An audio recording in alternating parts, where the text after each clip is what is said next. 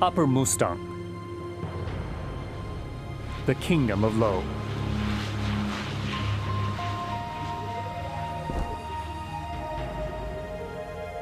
One of the most remote places on Earth, and one of the last with a pure Tibetan Buddhist culture. A culture virtually unchanged since the 14th century.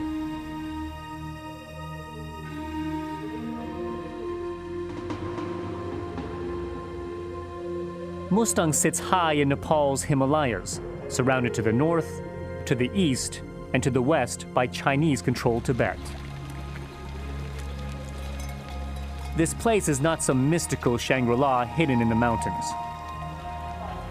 It's a place where real people struggle to live out their lives, to keep their religious identity.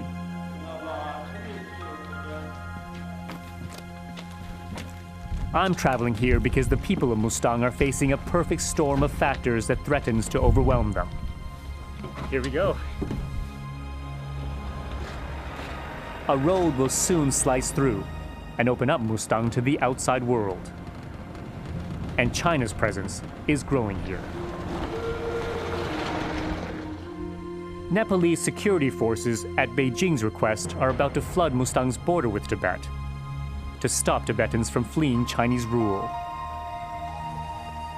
For half a decade, I was a correspondent based in China. I was never allowed in to report on Tibet. But that didn't stop me covering stories about the Tibetan resistance. I've come to Mustang to document another story of resistance. That of a people fighting to preserve something of themselves in the face of colossal change.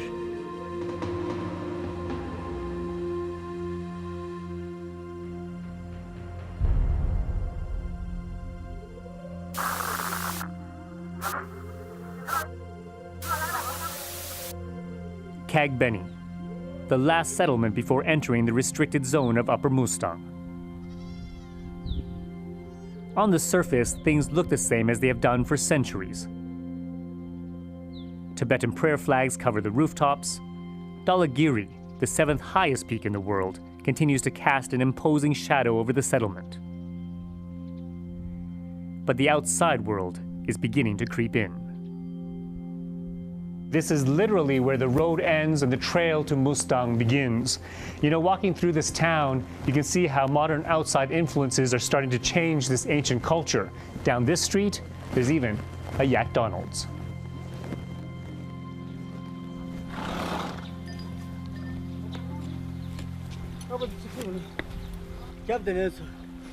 From here, the journey through Upper Mustang to the capital Lomangtang will be entirely on horse.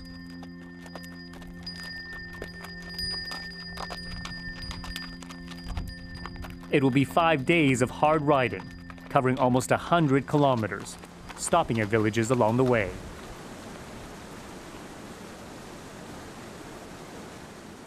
Tashi Bista has traveled down from Lomangtang. He will be my guide to take me through the mountain passes. All right, Steve, let's have a look at the map, yeah? Sure. So where exactly are we? So this is Mustang. Yeah, this is Mustang. So as you see in the map, if you see straight east and straight west, north, you have on all these three sides, you have the Chinese-controlled Tibet. Some have described it as a thumb-like projection projecting to the ribs of China-Tibet. Well, yeah, that is it. And apart from a few places, Mustang is one of those places where the ancient Tibetan culture still thrives. And the local people have been, and we are still very successful in preserving our culture and tradition at its best. We consider ourselves Nepalese because we are considered a territory of Nepal now, and we hold Nepalese citizenship, so do everyone from Mustang. When it comes to culture, the heart and soul of the people, Well, yeah. Well, in that way, yeah, it's true that we consider ourselves Tibetans also because it has a huge, Tibet has a huge, huge influence in the area.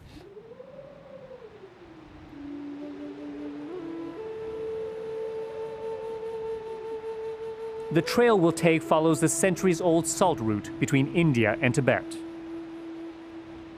Until 1992, the kingdom was, apart from a few exceptions, closed to foreigners.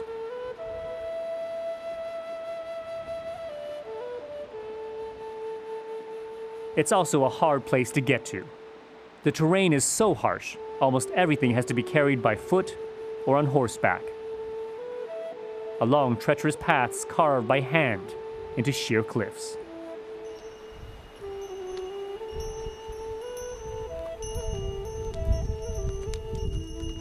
This was all once part of Western Tibet. The people here still speak a Tibetan dialect, and they practice Tibetan Buddhism.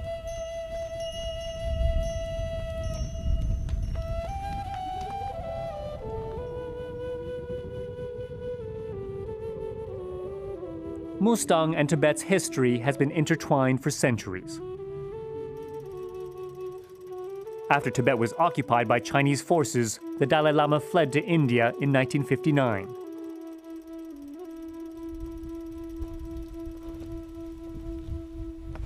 In the 60s and 70s, a handful of Tibetan fighters, known as Khampa warriors, funded by the CIA, launched an armed resistance against China's rule from bases here in Mustang. They set up their camps with the agreement of the king of Mustang. Well, it's really incredible to see that this sort of base is simply made up of a collection of rocks piled on top of each other. At one point, we're told there was upwards of 40 Khampa warriors, all housed in this small little area. You can sort of see why they made these remote outposts. This base is perfectly placed. It's placed halfway up a mountain. You can see this trail very clearly. You have a 180-degree view of this trail. You would only need a handful of men to defend this valley. In 1974, under pressure from the Chinese, the Nepalese government sent troops to Mustang to demand the surrender of the Khampa. Fearing a bloody confrontation, the Dalai Lama sent the guerrillas a message: to stop fighting. The Khampa laid down their arms, reluctantly. Some were so distraught, they cut their own throats.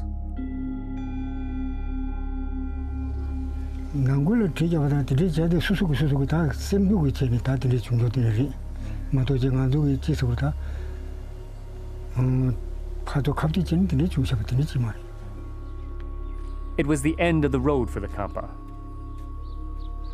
A handful still survive today. We found one of them, Ngawan Sutram, not in Mustang, but in a refugee camp at the foot of the Nepalese Himalayas. Nice to meet you. He told us that life as a guerrilla was hard, that while the people of Mustang welcomed them as fellow Tibetans, there was not enough food. Many Khampa were reduced to boiling their shoes to eat. How did you continue to fight, or how did you have the energy and strength to fight when life was so tough?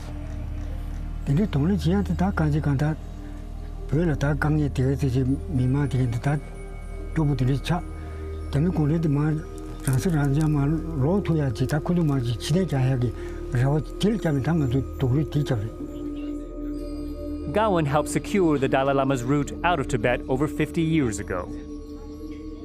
He's too old now to believe he will ever see the homeland he fled before he dies.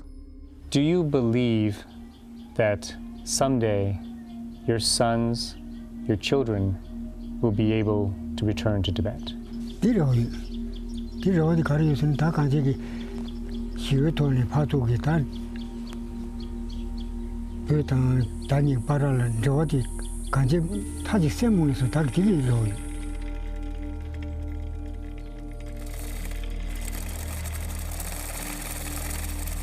Ngawan is joined in the camp every year by Tibetans fleeing across the border with Nepal. The refugees scratch out a living by processing wool for use in Tibetan carpets. Those I spoke to said it was a tough life, but that it was better than living in Tibet under the Chinese. Here, they said, at least they could practice their religion freely.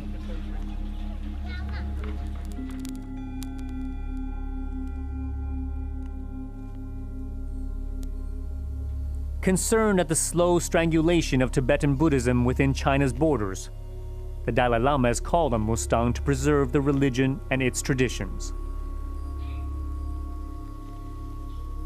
But in Upper Mustang's Lo Gekar, the oldest monastery in Tibetan Buddhism, Kunsang Wangchuk is fighting that battle almost by himself. His family have been guardians of this monastery for 15 generations. Once, they tended to rooms full of practicing monks. Now, there are fewer every year.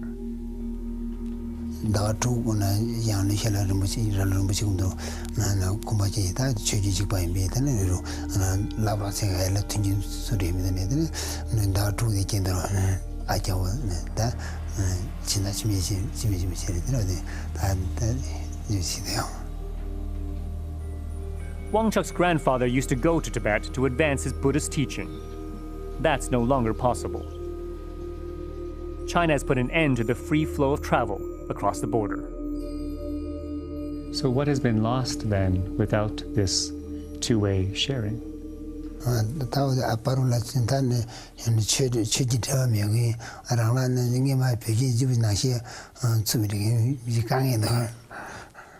Are you worried about the future of this monastery, about the future of Tibet Buddhism?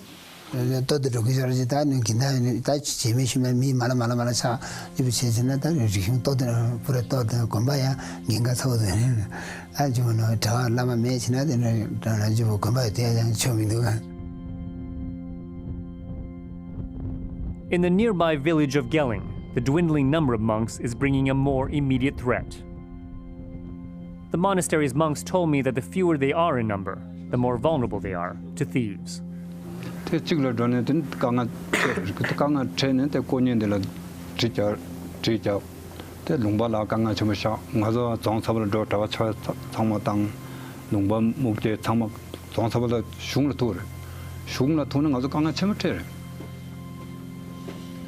The monks here have long had to deal with theft. In the upper part of the monastery, they showed me a centuries-old severed hand of a thief.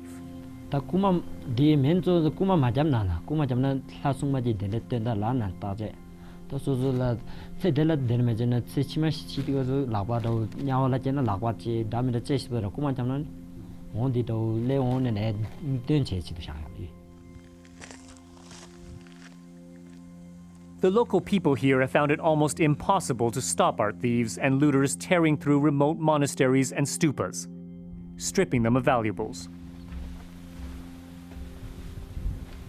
As I found out, Mustang is an easy target for treasure hunters. Well, we can't tell you where we are at this point out of concerns that the priceless items in this room could be stolen. But take a look at this. Chainmail that must be hundreds of years old, ancient masks, bells as well. This definitely was a prayer room at some point in the palace. Look at this. Old prayer wheels. And over to the left of me here, a tip of a spear. We've been told that this palace was built sometime around the 15th century. This was in the heart of the palace. There are old paintings. You can tell that no one has been in here for quite a while just by the amount of dust that has collected. Over here as well, just priceless Tibetan prayer items here in this prayer room, a room that's now long been abandoned.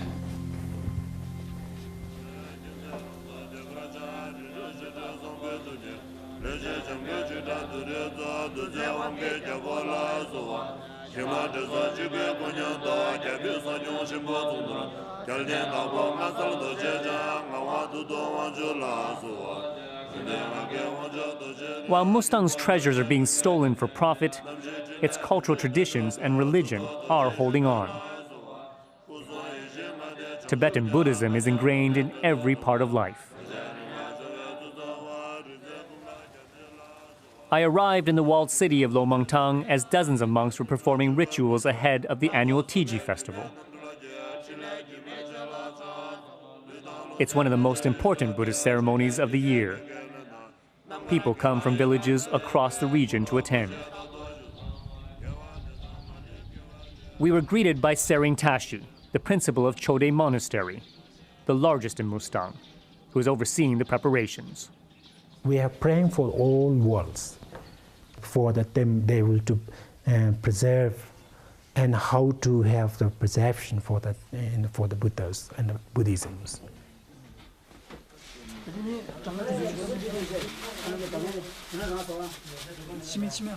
Sering Tashi granted us rare access to see the monks prepare at the royal palace. How do you feel about being part of this tradition that is centuries old? This is our very great festival, and this is one of the biggest festival of Upper Mustang, and it is still alive. Yeah, therefore I am very happy, and also the big responsibility of this festival is depend on us. Yeah.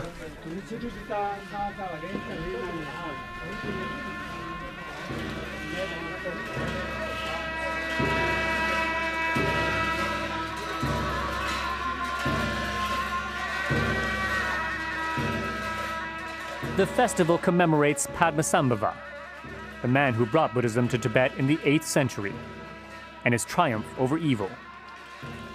If such a you believe for the Buddhism, such a you have interest for the culture, you get the blessing from that. If who don't believe the religion, who don't take care for the Buddhism, it's like the dance, like the Michael Jackson dance. Yeah. Tiji is a big draw for visitors. I was just one of many outsiders watching the ritual dances. Tourists come from all over the world, paying thousands of dollars for trekking permits. But the people who live here aren't seeing any of that money.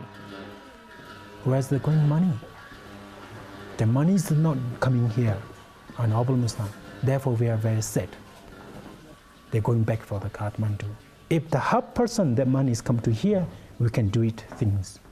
We can sort out all of the end problems.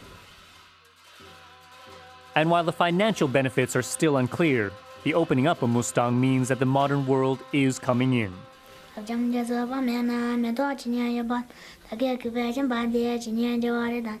Chode Monastery, even Mustang's newest reincarnated Lama is finding it hard to concentrate on his Tibetan Buddhist scriptures. The scriptures are a little bit hard, and if I don't know the scriptures, then my teacher will beat me. Harsh treatment, but monks here say Shabdrung Rinpoche's duty, whether he likes it or not, will be to preserve Mustang's Buddhist culture. This monastery's Lama came to our house and they said that please be the reincarnated Lama.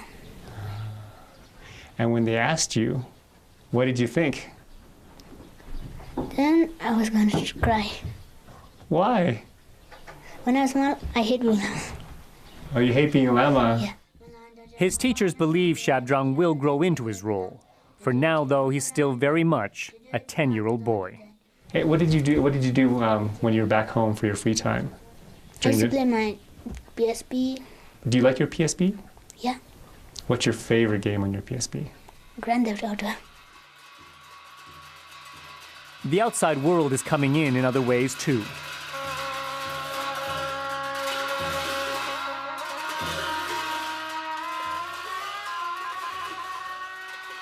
The Tiji festival is timed to coincide with the end of the dry season. The rituals narrate the myth of a Buddhist deity named Dorje Jano, who battles his demon father, who is destroying Mustang by halting the rains. Famine sweeps the land. The kingdom's livestock is wiped out. It's a story that's perhaps more relevant today than when it was first performed centuries ago.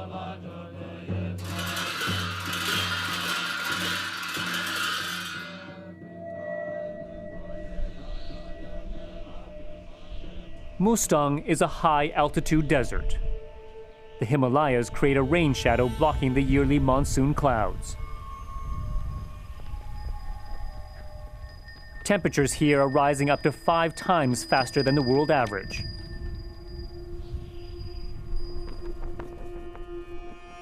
The result, the ice packs of the largest mountain range on Earth are thinning, and its glaciers are receding.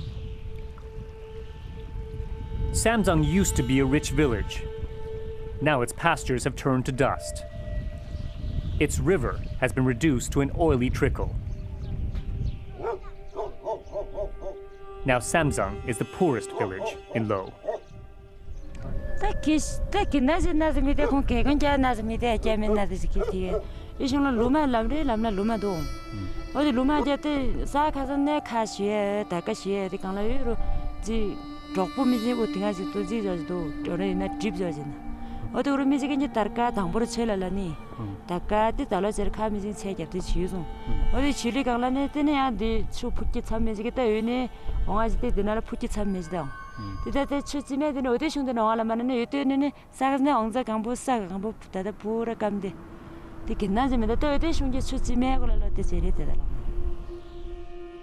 I've covered the effects of climate change before, but I've never seen anything like this. Here, global warming is not an abstract concept. This village that has been here for 1,500 years is basically dead. All this area to the left and right of me used to be used for farming, but the water has dried up so much that the soil here is falling apart. It is simply crumbling. Villagers here will have to move. The problem is they can't afford to. In the meantime, they are receiving aid. What is interesting here is that not only is it coming from the Nepalese government, but it's also coming from China. Only one family a day is allowed to irrigate their crops. It's not enough to survive. Erkin Samo and her 4 children will, along with everyone else in the village, have to leave.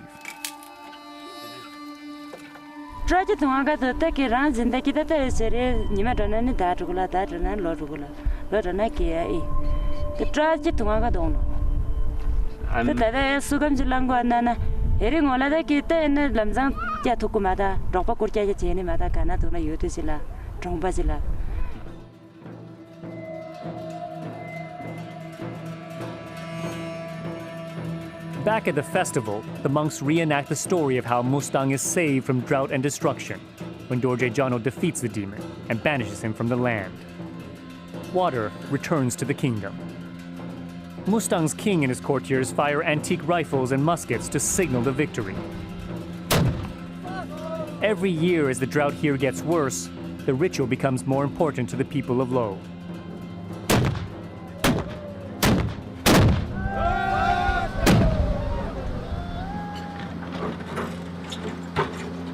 But while climate change is coming, there are even more immediate threats to Upper Mustang's ancient culture. A road is coming, and Chinese influence is growing fast.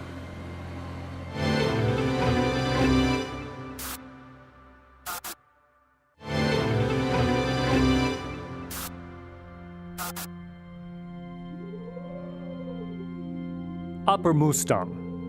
If there is one thing that will change this already vulnerable Himalayan kingdom forever, it is the road.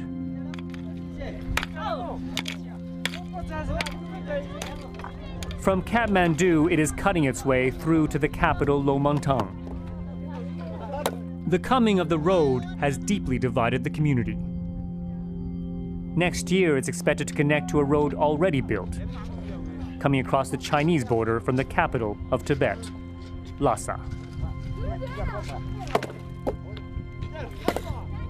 Not only will it open the doors to the outside world, it will make Mustang a major trade route from Tibet through Nepal to India.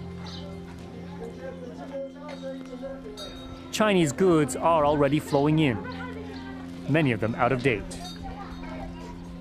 May 9, 2010 is the expiry date. When the road comes, that trickle will become a flood. The region has been self-supporting for centuries. Wheat is the staple here. Now, huge quantities of cheap Chinese rice is being brought in, both traded and in the form of aid.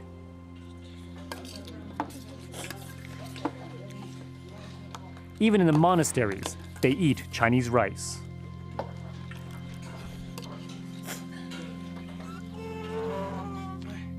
Chinese wheat is coming into the marketplace too, at prices that undercut the locally grown grain.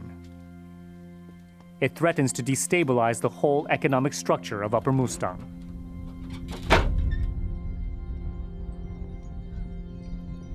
The arrival of the road from China to Mustang has meant that these men are having to keep a close watch on China's activities in Mustang. 60 strong, the Mustang Youth Club was founded to preserve Upper Mustang's culture and traditions and ensure their voices are heard by Nepal's government. They were angry that the border with Tibet was harder to cross, something they've been able to do until recently. We hear that the Chinese are spending lots of money for the armed border police, and that soon in Mustang there will be many, many Nepalese border police on the border. What do you think about that? Is that something that you welcome? Lots of Tibetan people, they escaped through Mustang route. Like Karmapa, he also escaped from Mustang part, From that's where they make really tight border, I think. In return of the support they're giving to the Nepalese government, they want Nepal to tighten security cases along the Chinese border, along the Chinese occupied Tibet's border, so to control and to limit anti-Chinese activities. The youth told me there were spies in Upper Mustang, reporting back to China. And while they were barred from crossing themselves, Chinese officials would often come across the border without permission. Whenever High Lama come from Kathmandu or from India to Mustang land, Mustang in Lomantang, always China interfere where they come here. So how does that make you feel? Somebody from a different country is coming here. So they come here very often, like twice a month they come here. They bring more. They come here with more than 6-7 pajeros, and they also ask about the activities of Tibetan, what they are doing there, like that. No. You mean they go around town questioning people? Yeah. Without any permission? This is part of Nepal, Here, Tibetan come, any foreigner come, we are all welcoming for everyone, Because this is not part of China. Yeah, we don't know their intentions and what is the purpose behind them keeping such a track on things going on here. But all we know is that they have been keeping a close eye on everything going in the city or in the Upper Mustang area. So maybe The Mustang Youth Club say they've been fighting on two fronts, not just against Chinese coming in, but also with the Nepalese government for a larger share of the tourist revenues to be reinvested here. Unless that happens, they say they will close off Mustang and block all tourists from coming in. Last year, from our youth society, we decided that if government not give us 60%, we'll block tourists from last October, and they promised us to give 60%, but still we can't get that money. You guys are Nepalese citizens, correct? Yes? Yes. Yeah, we're all Nepali. Then how come the government seems to be ignoring you guys? I think it's because of the remote area. Here's no transportation facility. Most of the political leaders, they won't come in this area. This is border side, and there's no road and facility. If you come from the capital to here, it will take more time. That's why they ignore us, I think. In many ways, these men are a dying breed. Every year, more and more young people leave to look for work in Kathmandu or abroad.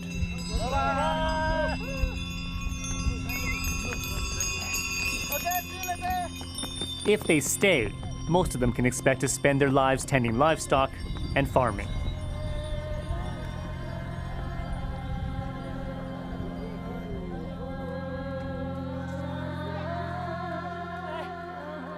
While being closed off has meant the culture has survived, it's also meant that life is hard.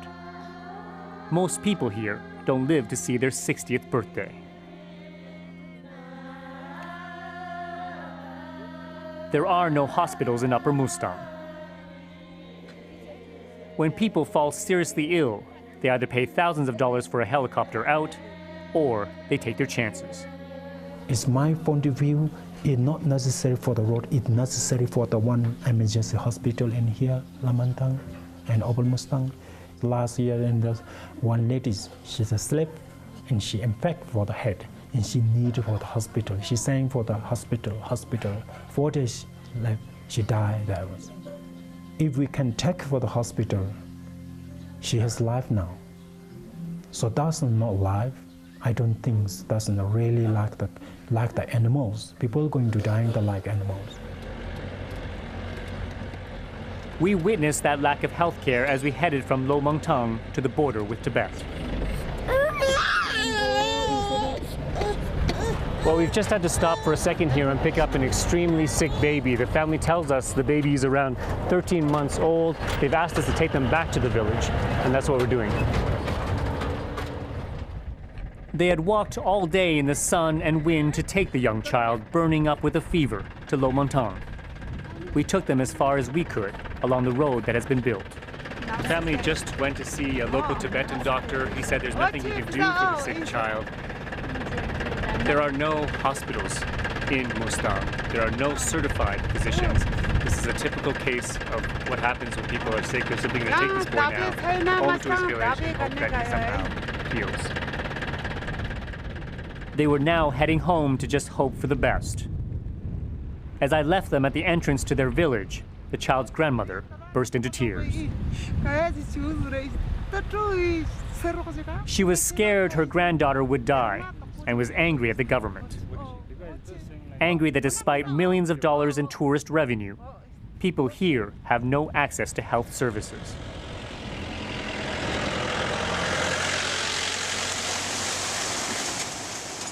We left the family to drive on towards the border. But as we got closer, we were stopped at a Nepalese police checkpost.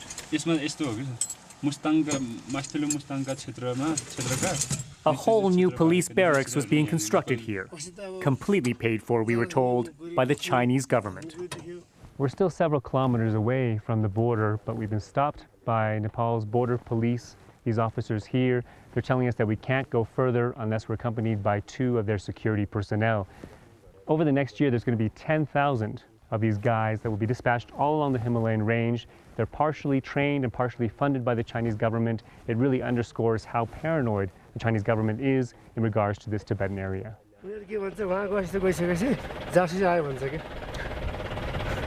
They think, he's saying that they think if we go, like too many foreigners go to the border, they think that there are like, spies coming in or whatever, something like that. Like foreign intrusion. China thinks there'll be spies coming in. Yeah.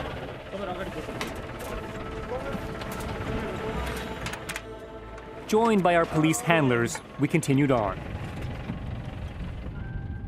Just before the border, evidence of Mustang's increasing dealings with China was littered everywhere. 2 times every year, around 50 trucks laden with Chinese goods comes over from the border. They set up shop here. Hundreds of thousands of US dollars is traded at this site. Traded may not be the proper word here, as it really only goes one way. Mustang people buying from Chinese traders. You can see here bottles of Chinese beer, Chinese liquor. The waste here is somewhat symbolic of the growing dependence Mustang people have on China.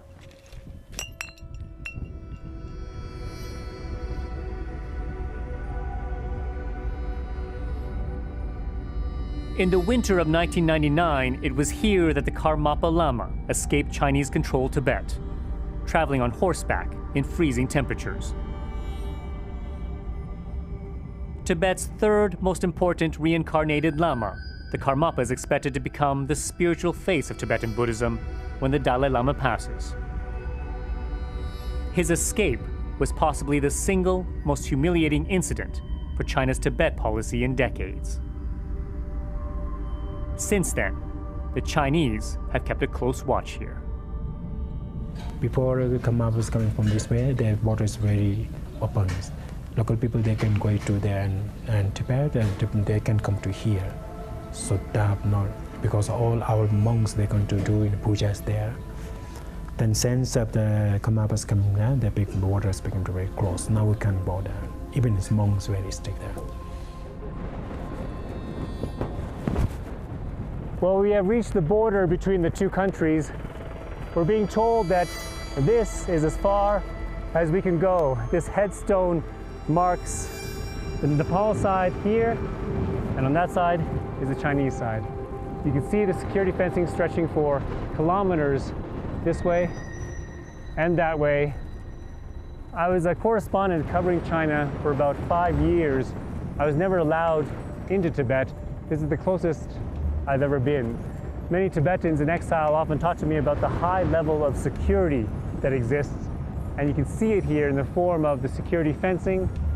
There's a Chinese army base down the road on the Chinese side, and we understand they watch everything that goes on here. When the road comes, this place will change. While the people of Mustang don't know exactly how, perhaps the answer lies hundreds of kilometers away in another part of Nepal. Kodari is another border crossing between Nepal and Tibet. Like Mustang, it is also an entry point for Tibetans fleeing Chinese control. This is the largest trading passage between the two nations. There is also a heavy security presence here. Chinese secret police watch over everything. What? We're on Nepal. We have our major here. We have our major here. We have the major here. We have the major here. Excuse me, sir. Sir, excuse me. Sir, excuse me. Although we were filming on Nepalese soil with a police escort, the Chinese appear to be the authorities here.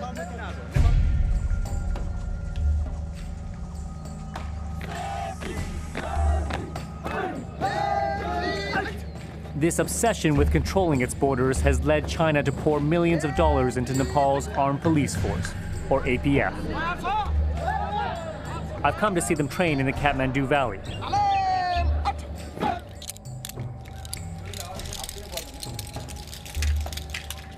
$20,000 of them are to be deployed to the border areas, including Mustang.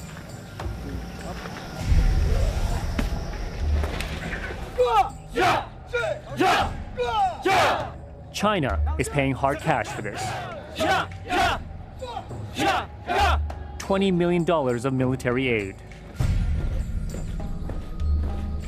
Although they were happy for us to film their exercises, no one from the APF would answer questions about their funding on camera,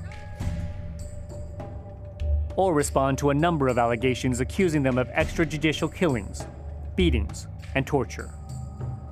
First thing, you have to realize that Nepal is next door to Tibet. And for China, Tibet is always that very kind of volatile region, you know.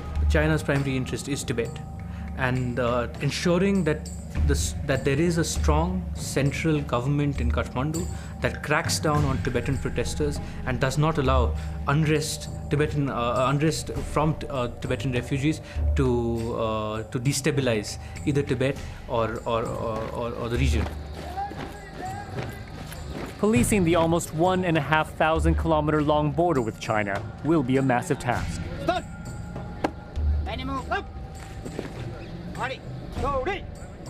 And China's intention to even try speaks volumes about its interests in Nepal.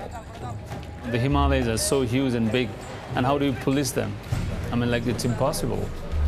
The terrain, the length, the size, it's impossible to police the Himalayas. But the fact that they have been mobilized at all is a huge political statement that Nepal will have to be careful about Chinese sensitivities. This shows that the Chinese want to penetrate into the bureaucracy as well and ensure that even if sections of the top leadership, the top political leadership is not being sensitive to its interests, the Chinese can directly ask sections of the police and sections of the Home Ministry and sections of the bureaucracy to cater to their security interests. The APF have also been sent in to baton charge Tibetan protesters in Kathmandu. It raises questions about Nepalese sovereignty. The Nepalese government has been accused of selling out and doing China's bidding in exchange for aid. We have very good relation with China, and we want to protect it. And the problem of Tibetan is the problem of China. And we are doing according to the international principle of democracy and human rights here. Not more than that. The Chinese embassy in Kathmandu is the most powerful embassy, even compared to American embassy or Indian embassy. And they have only one agenda: how to restrict, restrain, if possible, control Tibetan in Nepal. Tibetans living in Nepal are worried about China's growing influence here. In 2008, ahead of the Olympic Games in Beijing, many of Nepal's 20,000-strong Tibetan community took to the streets to show their support for protests taking place in Tibet's capital, Lhasa. Despite Nepalese security making dozens of arrests, the media coverage angered and embarrassed China. Free Tibet! Free Tibet! Since those demonstrations, China has put pressure on the Nepalese government to crack down on Tibetan exiles. Arbitrary arrests and beatings are commonplace.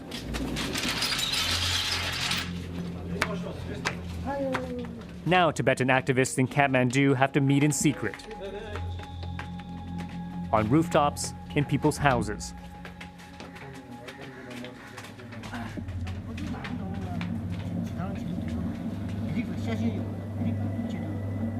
Punk is a leader in the underground movement. He's been arrested more than 60 times. He's taking a risk just speaking to us. They have beat us. They have, even the Nepali police have broken our friends' legs. And these all are like, humiliation, It's all about the Chinese pressure on the Nepal government. Any gathering of Tibetans without government approval is now illegal. Refugees caught crossing the border have been deported back to China. There has never been a more dangerous time to be a Tibetan in Nepal. Many Tibetans, when we speak each other, the slogan is that now Nepal is part of China. It's more like for Tibetans like us, Nepal is like a part of China. There is a lot of restriction on us. Same like in Tibet. So this is the case. What's happening in Nepal, Punk says, is a direct consequence of China's desire to dominate Asia. Tibet is a huge land, it's a huge land, and it was connected with the South Asian borders. And that is why they captured Tibet, not only for natural resource. It's very easy to conquer Asia. We can see the influence, we can see the Chinese influence, in Pakistan, of course, Nepal right now, Burma, Myanmar. It's a greed, and Chinese leaders' greed doesn't stop. Communist leaders' greed doesn't stop.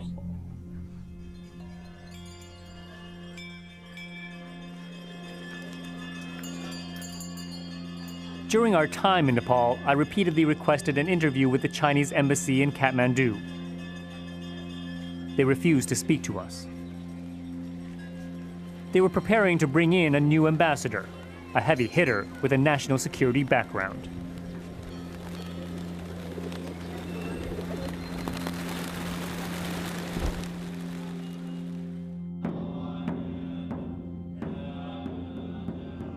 Back in Mustang, it was time to meet the king. At 78, King Jigme Palbar Bista has seen his land change beyond recognition. He's watched Tibet fall to China and seen his kingdom cut off from what for centuries was its cultural and spiritual lifeline. Nepal's government abolished this monarchy 3 years ago. Sir, it's a pleasure to meet you. King Jigme will be the last of a line of kings that goes back to the 12th century.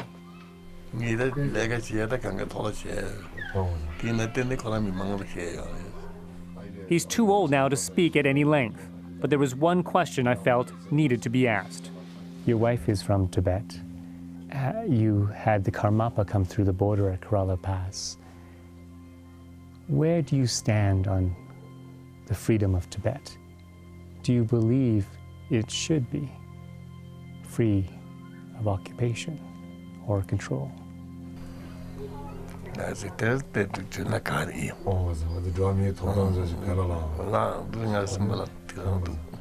Through his interpreter, he told me, it is the right of every citizen to be free in the land where they were born.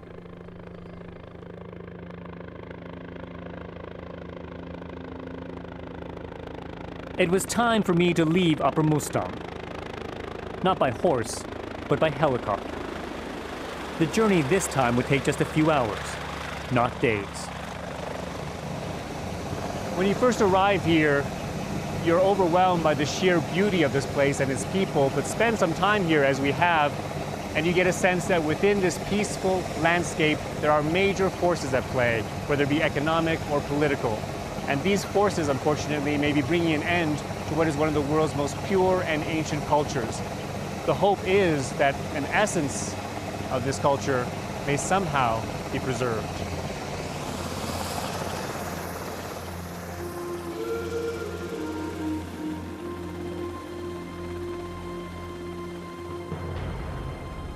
For me, it's been an incredible privilege to come here, to listen to the stories the people here have told me.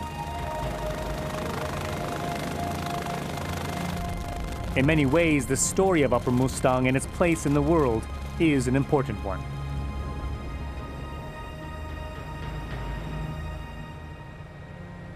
By strange twists in history, geography, and fate, its people have found themselves as some of the last custodians of an important spiritual identity.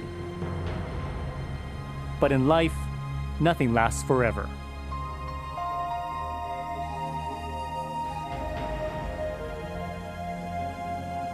I feel I've had a chance to document a unique place at a unique time, as these people stand on a precipice, staring at a very different future. It will surely be a difficult road ahead.